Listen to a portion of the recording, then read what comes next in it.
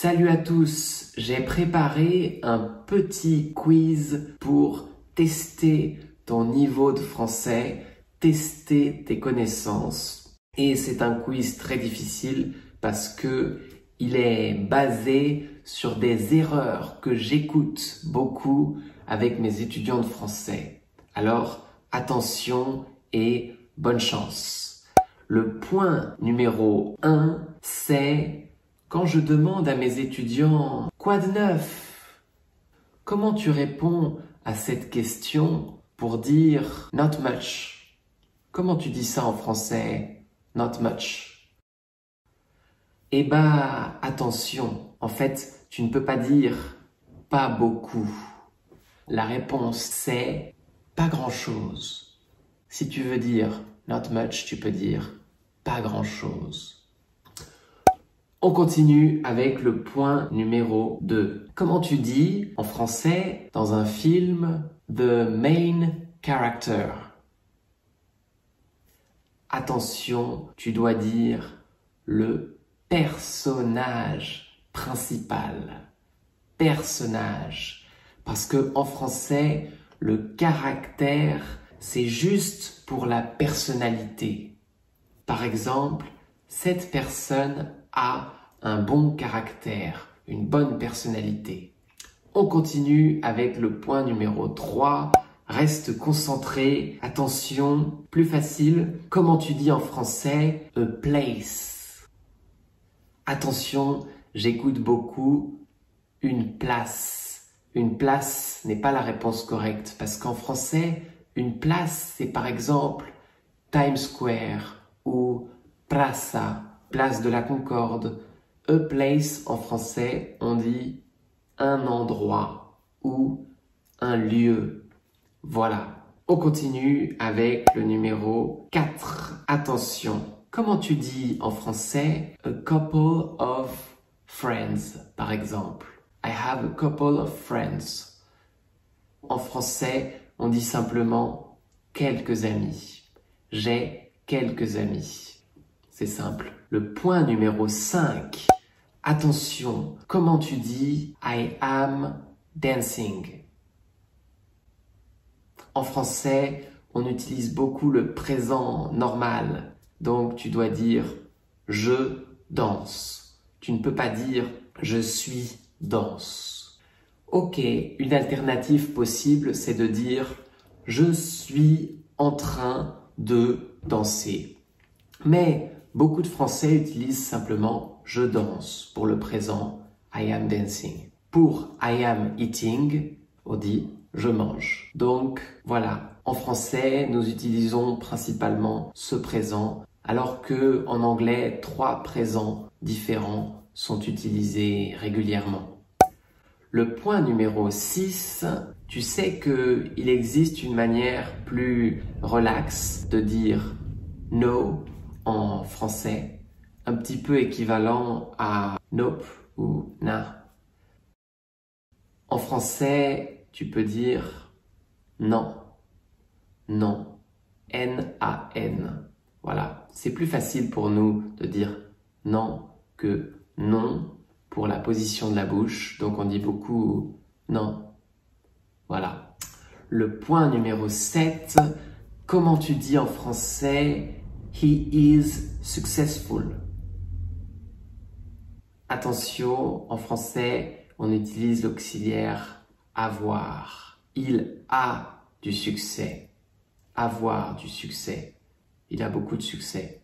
Ou réussir. Il a réussi. Numéro 8. Comment tu dis en français to have fun? Par exemple, I have a lot of fun. J'espère que c'est vrai. Tu peux utiliser le verbe s'amuser. Par exemple, je m'amuse beaucoup. Numéro 9, pas facile. Comment tu dis en français helpful? This is really helpful. En fait, tu peux dire utile. On utilise beaucoup le mot utile. Éventuellement, tu peux aussi dire ça aide. It's helpful. C'est utile. 2 alternatives. Le numéro 10. Comment tu dis I attended university? Attention, tu dois dire simplement je suis allé à l'université. Pas attendre, parce que attendre en français, c'est to wait, bien sûr. On continue le numéro 11. Attention, comment tu dis the content sur Internet ou dans un article? The content, c'est le contenu. Numéro 12. Attention quand tu dis à tout à l'heure. Une erreur que j'écoute beaucoup. Comment tu traduis en anglais à tout à l'heure? En anglais, c'est see you later in the day. Voilà, à tout à l'heure est utilisable juste quand tu vas retrouver la personne, voir la personne dans la même journée. Numéro 13, comment tu dis it's boring? En fait, tu peux dire c'est ennuyeux. Et en français, ennuyeux a deux définitions. Boring ou annoying. Donc, en fonction du contexte, on comprend ce que tu veux dire. Ah, numéro 14. Comment tu dis en français for some reason? Tu ne peux pas dire pour quelque raison, parce qu'en français, quelque, c'est en général several reasons. Donc là, tu peux dire pour une raison quelconque, pour une raison quelconque. Éventuellement, tu peux dire aussi pour une certaine raison. Numéro 15. Comment tu dis en français to schedule? Attention, tu dois dire planifier ou programmer. Numéro 16. Facile ou pas. Pour dire en français to download, on dit télécharger. Et pour upload, on dit poster. Numéro 17. Comment tu dis en français eventually?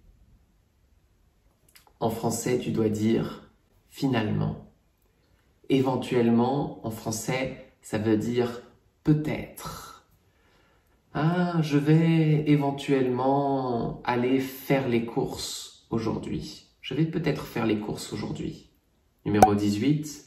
Comment tu dis en français to rest? Attention, c'est se reposer, parce qu'en français, rester, c'est to stay.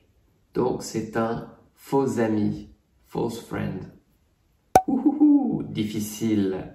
Comment tu dis en français a lecture? Tu ne peux pas dire une lecture, parce que en français, une lecture, c'est juste l'action de lire. Donc, a lecture, c'est simplement un cours en français. Il n'y a pas de mot très spécifique. Éventuellement, parfois, c'est la traduction de conférence.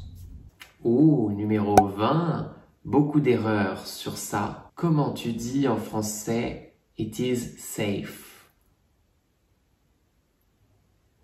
En fait, c'est pas facile. On dit, par exemple, c'est un pays sûr ou il n'y a pas de danger dans ce pays. Voilà, la traduction littéraire n'est pas toujours possible. Et en bonus, comment tu dis en français enjoy? Enjoy your week. En français, tu dois dire profite. Profite bien de ta semaine. Et il n'y a pas le sens de argent d'en profiter en français. C'est vraiment to enjoy dans ce contexte.